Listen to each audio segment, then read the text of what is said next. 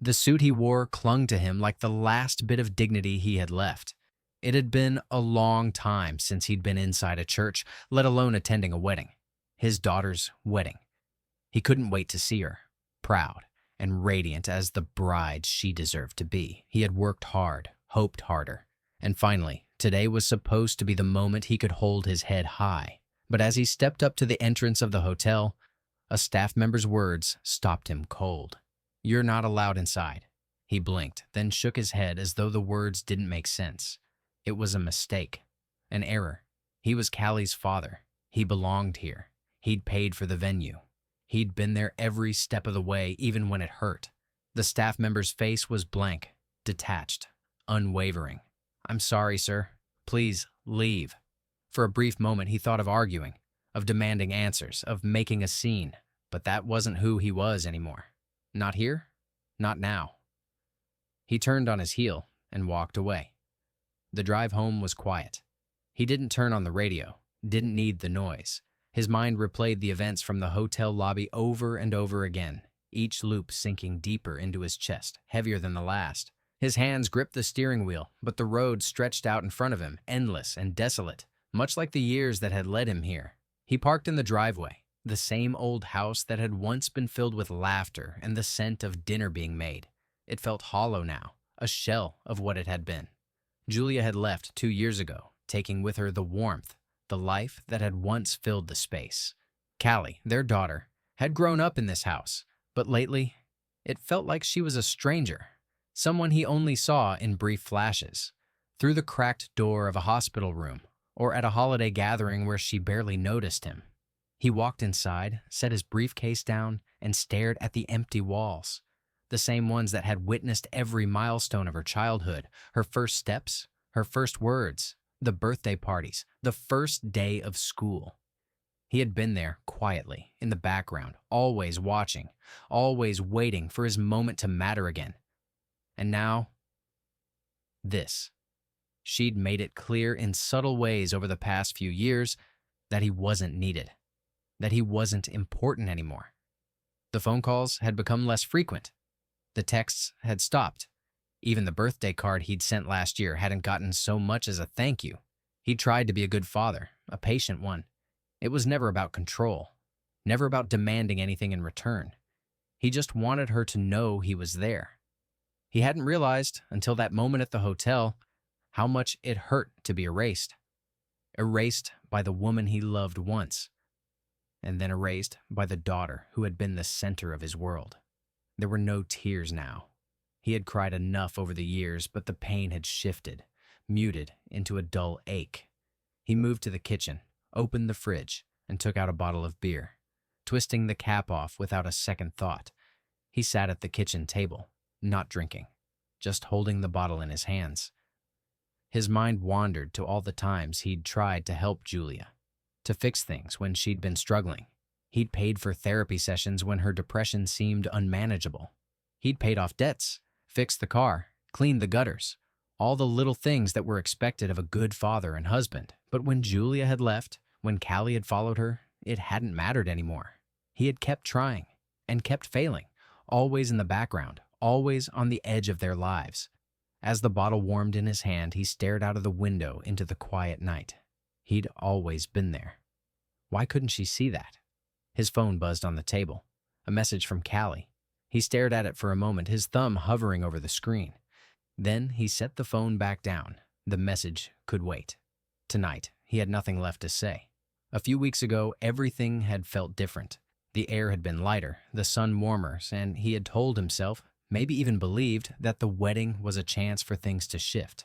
It had been months since he'd had a meaningful conversation with Callie, and he had hoped that today would be different. But it wasn't.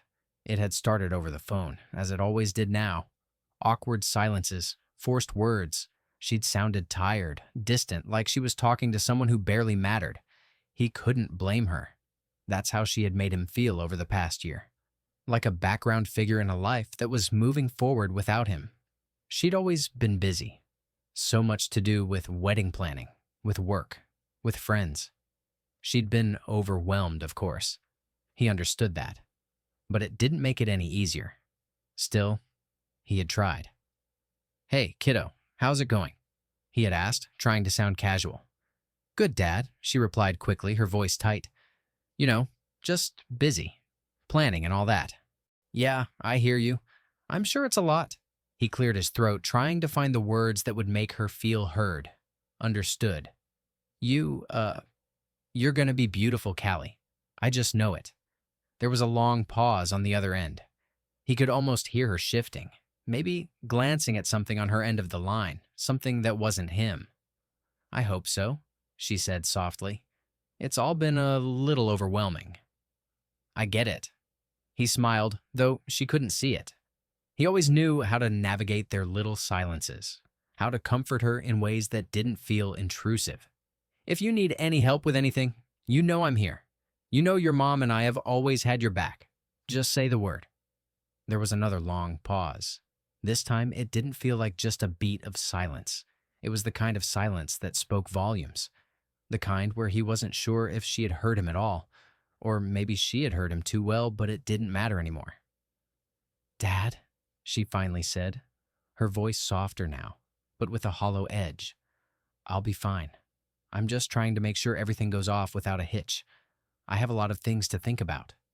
I know, he said, trying to keep his voice steady. I'm proud of you.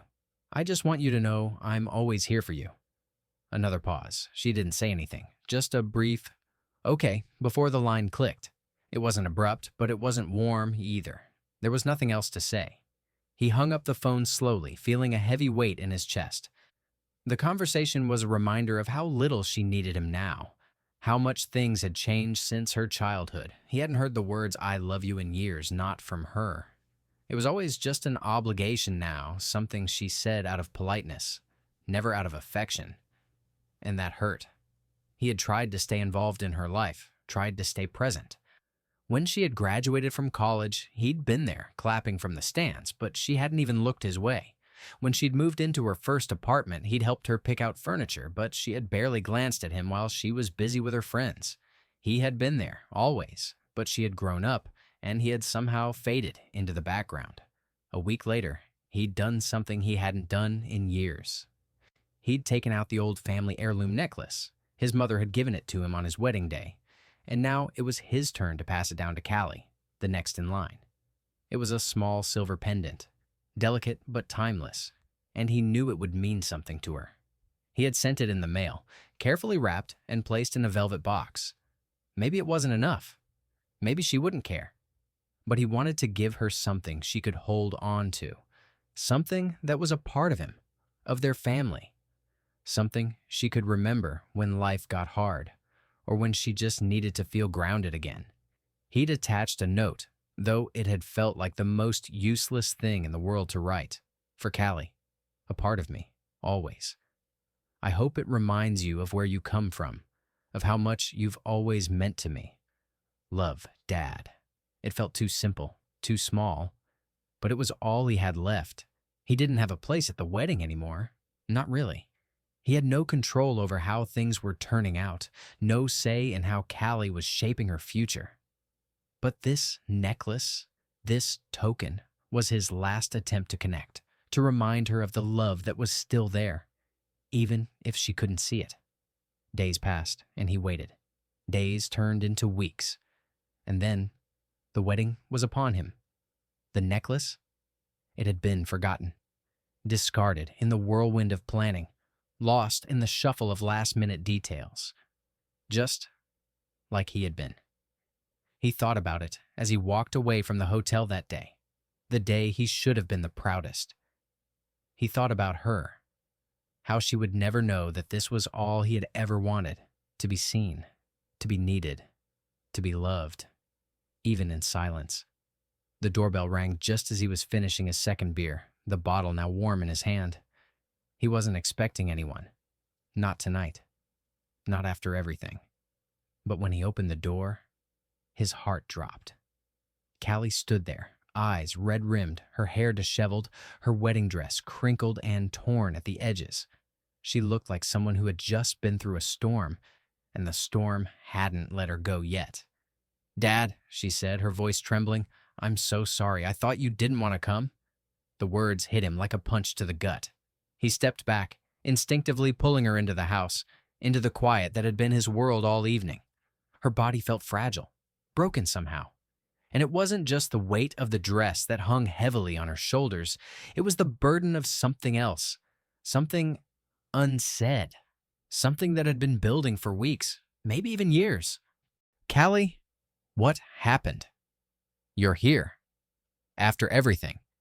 He couldn't believe it. His daughter, the bride, standing in front of him, the wayward spark of hope flickering in her eyes.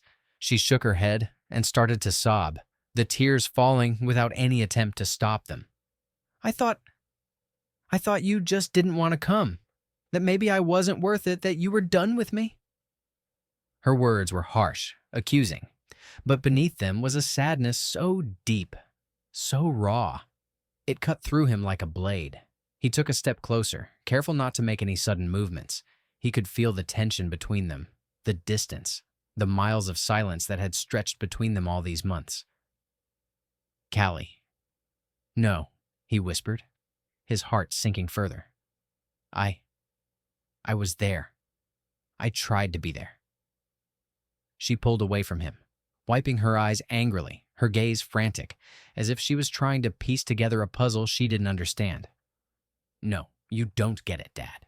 I looked for you everywhere. I asked. I even called the hotel and they told me you weren't on the list. Your name. It was gone. The invitation was gone. The guest list. They told me you weren't coming because you hadn't RSVP'd, that you just decided not to show up. He swallowed, trying to keep his composure, but the ache in his chest had returned with a vengeance. He had known something was off, but hearing her say it out loud, it hit him like a freight train, her wedding day, and I was erased from it. I didn't do that, he said softly, his voice barely above a whisper. I sent in my RSVP. I paid for the venue, Callie. I was there. I thought you'd know I would be there. He paused, the weight of everything crashing down around him. But they wouldn't let me in. Your name was on the guest list, but mine wasn't. I tried to get in. I tried to see you, to be there for you. But they said I wasn't welcome, like I didn't belong. She froze, her eyes wide with disbelief. The reality of what he was saying hit her, but she couldn't process it, couldn't understand why something so twisted, so wrong had happened. It was my mom, she finally whispered, the words barely audible. She said you didn't RSVP. She said you weren't coming, that you didn't want to be a part of it. The confession hung in the air, like a weight neither of them wanted to carry. But it was there, undeniable. His ex-wife, the woman he had shared so many years with, had made sure that he would never be a part of Callie's special day. And it had worked. Callie had been manipulated, had been led to believe that her father had walked away, when in reality the door had been slammed in his face. You were kept in the dark, he said, the truth sinking in. I thought you knew. I thought you'd understand that I would never do that to you. Never. He reached out as if he could somehow fix everything with just the touch of his hand, but she stepped back. No. Her voice was shaky, but it held an edge of anger now, a bitter realization she hadn't been ready for. No, this can't be true. Why would she do this? He let out a long breath, his mind racing. He had spent so many years trying to remain out of the conflict, trying to be a good father from a distance. But this was different. This was betrayal. And now it was written all over Callie's face. She wasn't just heartbroken. She was angry. She was hurt. She felt like she had been robbed. I don't know, Callie, he said softly, his voice shaking with the weight of it all. But I know I was there. I always have been, even when you couldn't see me. He swallowed hard, fighting to keep his voice steady. I've always tried to be the father you deserved. I never wanted to be erased. But I've spent too many years letting her control everything. I didn't want to fight anymore. Callie stood frozen in the doorway, her hands trembling at her sides. For the first time in years, she looked at him, not as her father, but as the man who'd been broken and pushed aside. The anger was there, but so was the sorrow. I don't know what to say, she whispered. Her voice cracked. I thought you didn't care. that you chose not to come. The silence stretched between them, thick and painful, as they both stood there in the aftermath of the truth that neither of them had fully understood until now. And for the first time, Callie realized just how much of the story she had never known, how much had been hidden from her, how much her father had been quietly fighting for, even when she hadn't noticed, and how much she had lost in the process. It didn't take long for the story to spread. The moment the video surfaced, a shaky, grainy clip of the hotel employee refusing him entry, the world seemed to take notice. A hotel worker had recorded him standing at the entrance, suit neatly pressed, looking bewildered as he was turned away, the camera capturing his confused expression. The video was shared over and over, gaining traction across social media platforms, each post offering a version of the story. Headlines soon followed. Father denied entry at daughter's wedding. A heartbreaking family feud uncovered. The hashtags, Sias, father denied, Sias family betrayal, began trending, each tweet and post adding fuel to a fire that was burning out of control. People weighed in with their opinions, many siding with the father who had been wronged, who had tried to be there for his daughter. Calls for accountability echoed online, and soon enough, the narrative shifted. The truth that had been hidden for so long was finally coming to light. Julia, his ex-wife, had been the orchestrator, the one who had manipulated the situation, the one who had ensured his name was erased from the guest list, the one who had turned her daughter against him.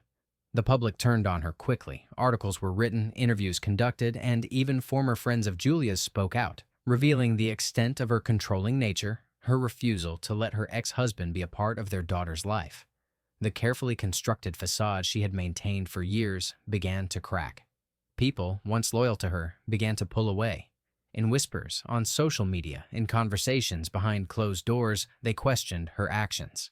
How could she do this? How could she manipulate her daughter like that? But even as the storm raged outside, he remained quiet. He wasn't interested in the public's opinion. He wasn't looking for revenge. He had never been the type to raise his voice in anger or make a scene. His focus was singular now, on Callie, on fixing the shattered bond between them, on quietly, patiently, showing her the father he had always been and still was beneath the surface. They spent the following days in silence mostly. Not because they didn't have things to say, but because words felt too heavy, too final. Callie didn't ask about the public fallout. She didn't want to know the details. She had already seen the videos, already read the posts, and the more she read, the more she pulled away from the world outside. Her phone was flooded with messages, but she silenced them all. There were people reaching out, offering support, or asking questions she didn't know how to answer. There were apologies from friends who had witnessed the wedding chaos but didn't know what to do. There were texts from her mother, but Callie had yet to respond to any of them. Each day she spent more time with her father, taking small, hesitant steps toward rebuilding. They didn't talk much at first, but sometimes, in the quiet of the kitchen, while they made dinner or sorted through old photos, the silence between them felt comfortable. It wasn't perfect, but it was healing. Slowly, they began to talk about the past, the things that had hurt, the things that had been left unsaid for far too long. Callie found herself leaning on him in a way she hadn't allowed herself before. Her walls, built over years of hurt and confusion, began to crack. She started opening up to him again, letting the anger dissipate little by little. But there were moments when the weight of everything, her mother's lies, her father's absence, the wedding that should have been a celebration but had turned into a battlefield, threatened to swallow her whole. She didn't know how to rebuild. She didn't know where to go from here. But she did know one thing. She needed time. Time to process, time to think, time to grieve. Not just the wedding day that had been stolen from her, but the relationship with her father that had been broken piece by piece. And her father, for the first time in years, was giving her that space. Without judgment, without expectations.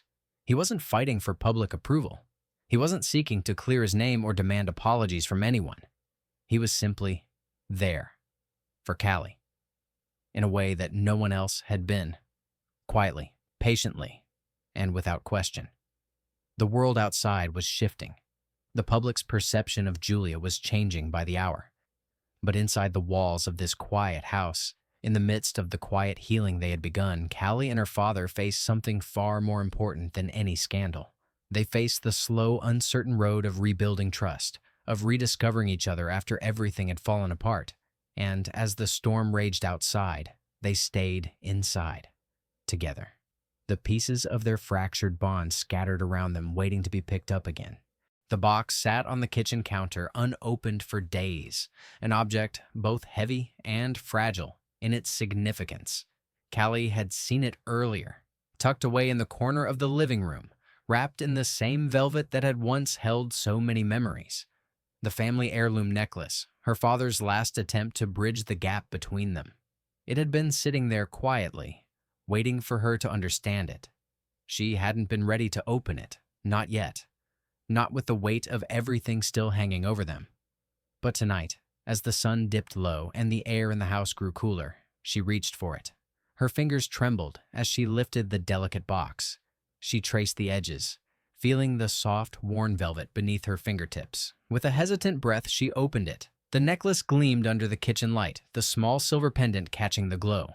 It was simple, nothing extravagant, but its understated beauty took her breath away.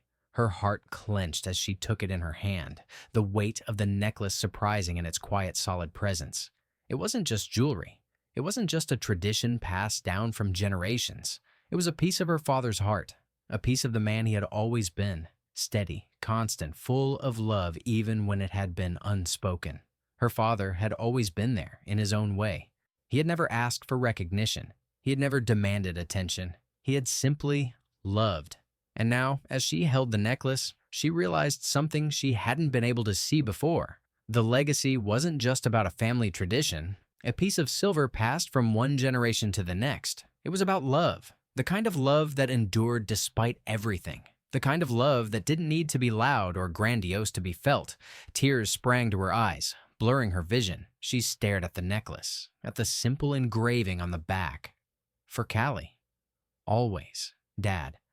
The words were small, but they held the weight of everything he had tried to say to her over the years. Everything he had never said but had shown her in quiet, steadfast ways. She felt undeserving of it, undeserving of his love, his patience, his forgiveness. But then something shifted inside of her. A crack. A release. She had been holding on to the wrong things for too long. The anger, the resentment, the belief that she had been abandoned when, in truth, her father had always been there. He had always been present, even when she didn't want him to be. And maybe that's what had hurt the most, that he had never stopped trying, even when she had pushed him away. She had been so sure she was the one who had been wronged, but now, with the necklace in her hands, she understood. It wasn't about the wedding day, the mistakes of the past, or the manipulation that had clouded her vision. It was about forgiveness. It was about legacy. And it was about healing the part of herself that had been broken for so long. With trembling hands, she walked to her father, who was sitting quietly at the table, his back turned toward her. She could feel the space between them, but it no longer felt like a chasm. It felt like something she could bridge. "Dad," she whispered, holding out the necklace. "I don't deserve this." Her father looked up at her, his expression soft, as if he already knew what she was thinking. Slowly, he stood up and took the necklace from her hands. He didn't say anything, didn't need to. The understanding between them was enough.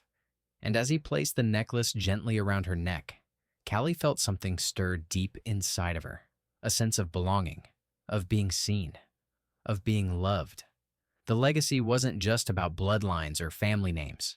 It was about understanding, forgiveness, and the willingness to start again. For the first time in a long time, Callie allowed herself to believe she could be whole again. She could heal. She could rebuild what had been broken. And it started right here, right now, with her father, and the necklace that had always meant more than she had ever known. It started with small, almost imperceptible moments. A knock on the door at an hour he hadn't expected. Callie standing on the other side, holding a container of leftovers from her dinner. No grand gestures, no "I'm sorry," just a quiet offering. She didn't say much when she handed him the food, just a soft smile that lingered longer than before. Thought you might like these, she said, and he could hear the effort in her voice, a tenderness that hadn't been there just a few weeks ago. She didn't wait for a response, just turned and left, her footsteps light against the concrete. He stood there for a moment, the container still in his hands, the quiet weight of the gesture sinking in. It wasn't much, but it was something. Over the next few weeks, the visits became more frequent, though still brief. Callie would stop by after work, sometimes with a bag of groceries, other times with a small, meaningless task to tackle together.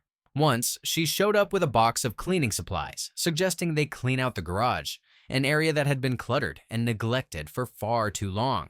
He had expected her to make some excuse not to do it, but she just rolled up her sleeves and started sorting through the piles of old tools, dusty boxes, and forgotten furniture.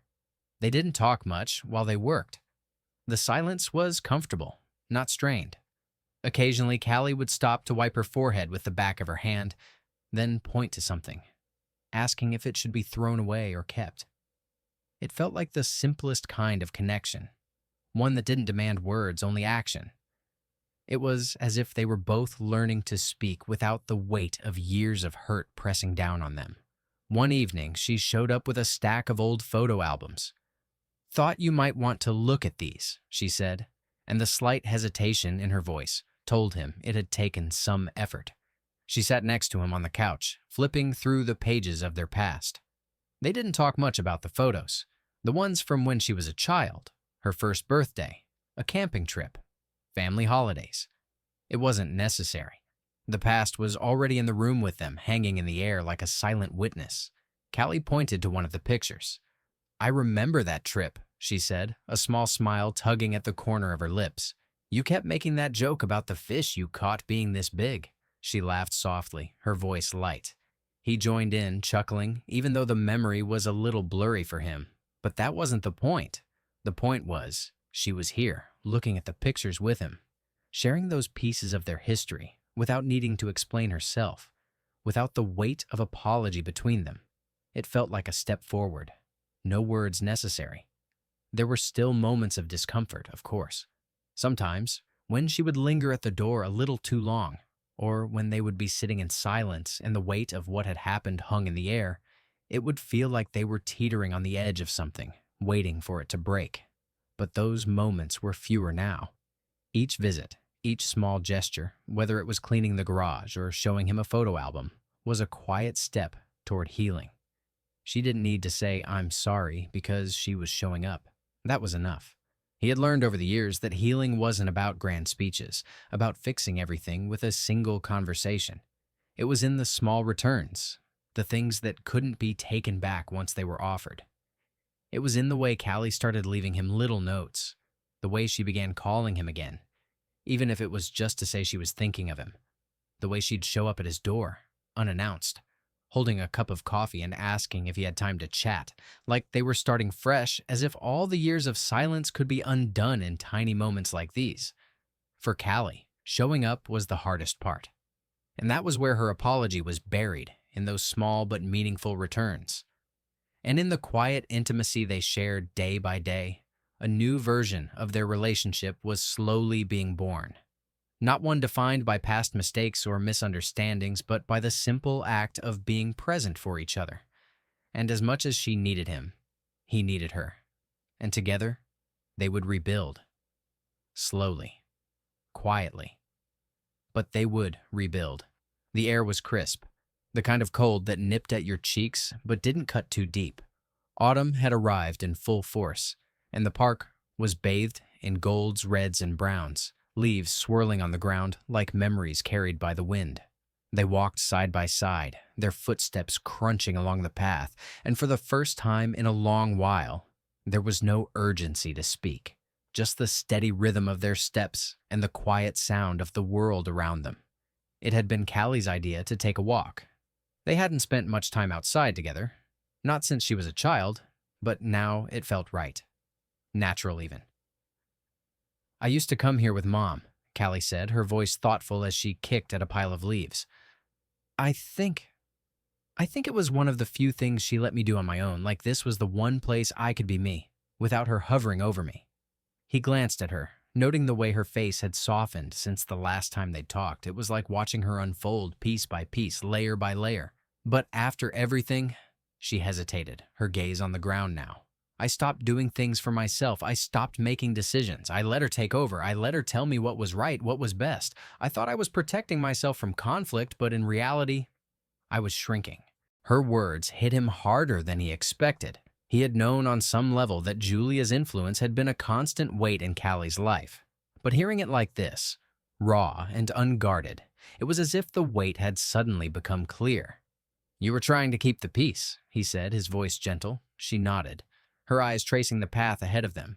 "Yeah, I thought if I just stayed out of the way, everything would be easier. I kept telling myself that if I didn't make waves, I could avoid the storm." She stopped walking for a moment, letting the breeze brush past her, as if trying to catch her breath. "But now, it's like everything is finally catching up to me. I kept giving up pieces of myself little by little, until there was nothing left." The silence between them stretched, and the wind rustled through the trees, making the leaves shiver in a soft dance. "I didn't even realize it was happening," Callie continued, her voice quieter now.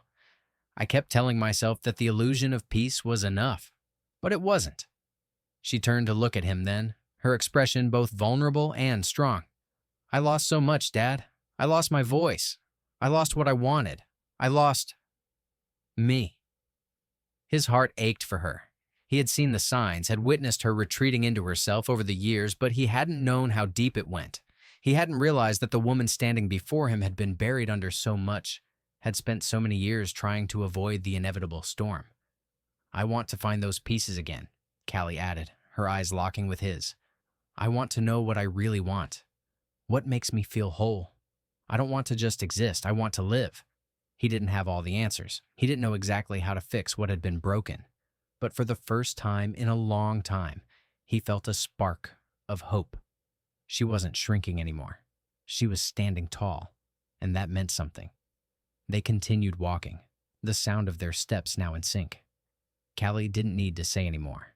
The words had already been said, unspoken but understood. They were walking forward now, together, towards something new. The notebook arrived one afternoon, slipped through the door with no fanfare, just a small rectangular package left on the kitchen table.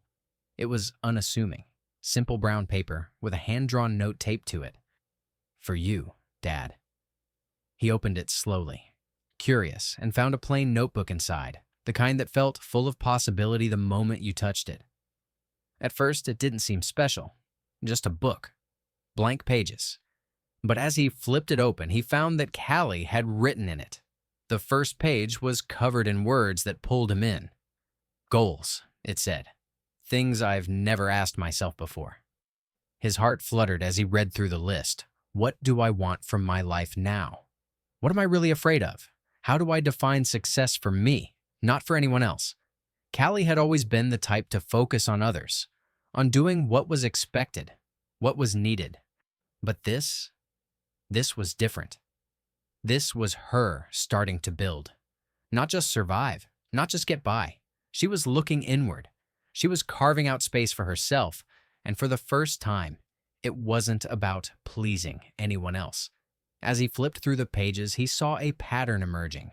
Every section was filled with questions about her career, her relationships, her identity. The pages were messy, filled with crossed-out sentences and random thoughts, but they weren't empty. They were full of her new life, unfolding before his eyes. A few pages in, he found a list titled Values. Callie had written things like authenticity, growth, connection, courage. Beneath those words, there were short paragraphs explaining why they mattered to her, why they were important now. He could see the foundation she was building for herself, the person she was becoming. And it wasn't someone who had to shrink or hide. At the very back of the notebook, Callie had written something that stopped him in his tracks. It was a simple sentence, but it carried so much weight. Some foundations only get poured after the storm. It hit him hard. She was no longer afraid of the storm. She had weathered it, and now she was standing on her own 2 feet, building something that could endure. This wasn't just about surviving. This was about creating a life that mattered to her, one where she was fully present, fully alive. He closed the notebook, the weight of it heavy in his hands. But this time, it wasn't a burden. It was a gift, a sign that Callie wasn't just finding herself, she was creating herself. And for the first time, he truly believed she was going to be okay. The storm had passed, and she was rebuilding, stronger, wiser, and more herself than she'd ever been before. Callie didn't need to make a scene. She didn't need to yell or cry or lash out. She simply decided that for the first time in her life, she was going to be quiet. Her decision wasn't immediate, nor was it easy. It came after weeks of careful reflection, of sorting through her feelings and realizing that the loudest statement she could make was one without words. She picked up the phone one afternoon, staring at the screen for a moment before dialing her mother's number. When Julia answered, the cheerful voice on the other end immediately began chattering about the wedding, about what had happened since the event, about the damage control she was now working on. "You know how people are," Julia said, trying to downplay the viral video, the public outcry. "They don't understand the complexities. They only see the surface. I've had to do a lot of damage control. People don't know the whole story, Callie." Her voice was as smooth as ever, full of the same practiced charm, the same air of control. But Callie, after everything, no longer wanted to play along. "I'm not interested in hearing your version of the story anymore," she said, her voice calm but firm. "I've heard enough. I don't need explanations. I need space." There was silence on the other end, then the faint sound of Julia's breath catching. "What are you talking about?" Julia asked, almost pleading, but Callie didn't engage. "I'm choosing silence," she said softly, "and I'm choosing to distance myself. For now, that's all I'm saying." The line went quiet again, but this time, Callie didn't flinch. She didn't rush to fill the silence with justification or guilt. She just let it be. Julia tried to spin the narrative again, to twist the words and make herself the victim, but the damage had already been done. Callie had seen behind the mask. She no longer cared to listen to the lies. Her mother's attempts to manipulate the situation were futile now. Callie had already reclaimed her voice not by shouting, but by choosing to withdraw it, by refusing to participate in the cycle of control. The silence wasn't passive. It wasn't the absence of action. It was an action in itself, a reclaiming of her power, in not responding and not defending. She was standing firm in her decision to carve out her own path, to no longer be a part of the drama that had defined so much of her life. And so, she chose silence, not because she was weak, but because she was stronger than ever. It happened on an ordinary night, the kind that felt quietly significant only after the words had been spoken. They were sitting in the living room, the soft hum of the television in the background, a cup of tea in Callie's hands. Her father had just finished telling a story from his younger days, something about a camping trip gone wrong. And they both laughed, the kind of easy, comfortable laughter that made it feel like everything in the world was finally in its place. And then Callie said it, as casually as if she'd been thinking about it for years, though he had no idea she was about to say it at all. "I don't know if I'll ever get married," she said, her voice soft but certain. "But if I do, you'll be the first person I ask for help." The words hung in the air for a moment, both of them still, processing the quiet weight of what she had just shared. Her father looked at her, surprised, but there was no question in his eyes. There was no doubt, no hesitation, just warmth, understanding. It wasn't about the wedding itself, it was about her decision to take control, to define her family on her own terms, to choose who she wanted by her side when it mattered most. "I'll be there," he said, and it wasn't just a promise, it was a testament to everything they had been through together. It was a bond forged through silence, through small acts of support, through the quiet return of trust. Callie looked down at the necklace that hung around her neck, the heirloom that had been passed down from generation to generation. She hadn't thought much about it lately, but in this moment, it felt different. It wasn't a symbol of duty or expectation anymore. It wasn't something she was carrying because it had been given to her. It was hers now. She slipped the necklace from her neck, holding it gently in her hand before tucking it into the pocket of her coat. It wasn't about the past anymore. It wasn't about the mistakes or the lies. It was about her, standing at the beginning of a new chapter, ready to carry the legacy forward, but on her own terms. It wasn't just a legacy of bloodlines and traditions. It was a legacy of love, of strength, of quiet perseverance. And now she was ready to make it her own. If she ever walked down an aisle one day, it wouldn't be to please anyone. It would be to honor herself, her journey, and the father who had quietly stood by her, always. And so, as she tucked the necklace into her pocket, she smiled, knowing that whatever came next, she was ready. It was late in the evening when Callie left, the last traces of sunlight fading from the sky, and the house felt quieter than usual. Her visit had been brief, but it was the kind of visit that had become familiar, comfortable. They had spent the evening over dinner, talking about nothing and everything, the way they used to before the walls between them had ever grown high enough to separate them. As he sat there alone, cleaning up the last of the dishes, something shifted inside him. A quiet realization, like a piece of the puzzle, finally clicking into place. He had spent so many years questioning his role in her life, wondering where he fit, feeling like an outsider, like a guest in the space of her heart. He had watched from the sidelines, trying to stay supportive, trying not to overstep, but always afraid that he would be pushed away. He had believed that he was always a step behind, waiting for an invitation, waiting for the moment when she would let him in. But now, in the stillness of the empty room, as he placed the last dish into the sink, he understood. He had never been a guest in her life. He had been the foundation, the steady, unmovable support that held everything together. All this time, while he'd been unsure of his place, she had been coming back to him. She had always known where to find him, right here, always waiting, always present. The walls she had built between them had never truly kept him out. They had only been an illusion of distance. She had always known he was there, just as he had always known she would return eventually. He wasn't the one who had been invited in. He was the one who had never let go. That was the quiet truth he had come to understand tonight. Through the years, through the silence, through the misunderstandings and the betrayals, he had never wavered. He had always been there for her, behind the scenes, silently supporting, loving from a distance when she needed space, offering guidance when she was ready to accept it. It hadn't always been easy, and it hadn't always been clear. But in the end, it was never about being invited into her life. It was about holding the ground she would always return to, the place where she could find herself again. He leaned against the counter, a quiet strength settling over him. There was no need for words anymore, no need for grand declarations or desperate attempts to prove his worth.